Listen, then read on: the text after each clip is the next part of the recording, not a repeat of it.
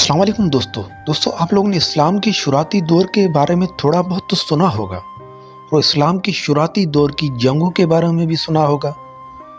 آج میں آپ کو اس دور کی جنگ یعنی جنگ بدر کے بارے میں کچھ باتیں بتاؤں گا جو بہت کم لوگوں کو پتہ ہے۔ ناظرین، میں ہوں عمران علی اور آپ دیکھ رہے ہیں سم نالج انفو۔ دوستو ویڈیو کو پورا دیکھیے گا تاکہ آپ کو مل سکے پوری نالج۔ ناظرین، بدلہ لینے کے لیے ایک بڑی لڑائی ضروری تھی اور لڑنے کے لیے بہت سارے سرمایے کی بھی ضرورت تھی۔ مکے والوں نے اپنی بہت جمع کی ہوئی دولت دے کے ایک تجارتی قافلہ شام کی طرف روانہ کیا۔ پہلے واقعے کے 2.5 مہینے بعد رمضان 2 ہجری میں وہ قافلہ واپس آ رہا تھا اور مکے والوں کو پتہ چلا کہ مسلمان اس قافلے پہ حملہ کرنے والے ہیں۔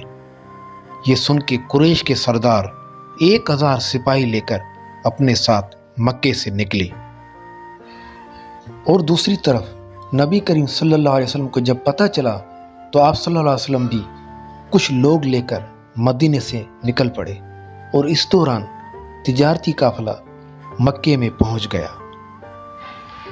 لیکن ناظرین، مکے والوں نے سوچ لیا تھا کہ وہ بدر میں پہنچ کے خوب ہلا گلا کریں گے اور جشن منائیں گے، اور ویسے بھی بدر کے شہر میں 12 مہینے لوگوں کی چہل پہل لگی رہتی تھی۔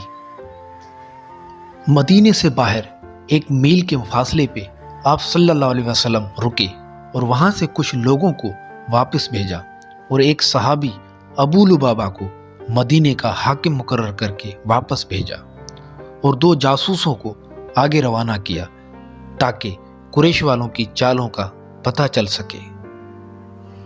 آپ سلم جب بدر کے نزدیک پہنچے تو آپ کو جاسوسوں نے بتایا کہ قریش وادی کے دوسری طرف پہنچ گئے ہیں، اور یہ سن کر آپ صلی اللہ علیہ وسلم وہیں رکے رہے اور ساری رات دونوں لشکر ایک دوسرے کے سامنے ڈٹے رہے اور مسلمانوں نے تو بے فکر ہو کے آرام کیا۔ پر ناظرین، ہمارے نبی اور اللہ کے رسول نے ساری رات نمازیں پڑھی اور اللہ سے دعائیں کی، اور فجر کا وقت ہوتے ہی آپ صلی اللہ علیہ وسلم نے سب مسلمانوں کو بیدار کیا اور نماز کے لیے کہا۔ نماز پڑھنے کے بعد آپ صلی اللہ علیہ وسلم نے مسلمانوں کو جہاد کے بارے میں خطبہ دیا اور اس کی فضیلت بیان کی۔ دوستو، مسلمانوں کا یہ پہلا لشکر تھا اور کافروں سے بھی یہ پہلی لڑائی تھی، اور کہتے ہیں کہ اس بیچ ایک نیک قریش لوگوں نے چاہا کہ جنگ نہ ہو اور ابن حضرمی کے خون کے بدلے اس کے وارثوں کو کچھ دیا جائے۔ قریش کے سردار اور حضرمی کا حریف عتبہ اس کے لیے تیار بھی تھا، پر ابو جہل نے یہ صلح نامہ نہیں ہونے دیا۔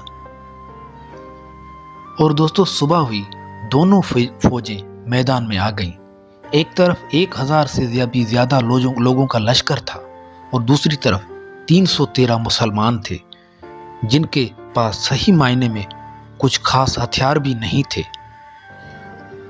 پر ناظرین ان کے پاس حق اور ایمان کی طاقت تھی اور سینے میں جوش اور جذبہ تھا، اور دوسری طرف سے اللہ کے رسول لڑائی کے میدان سے اللہ کی طرف جنگ کی فتح کے لیے دعائیں مانگ رہے تھے۔ اور دوستو، بالآخر کچھ دیر بعد لڑائی شروع ہو گئی۔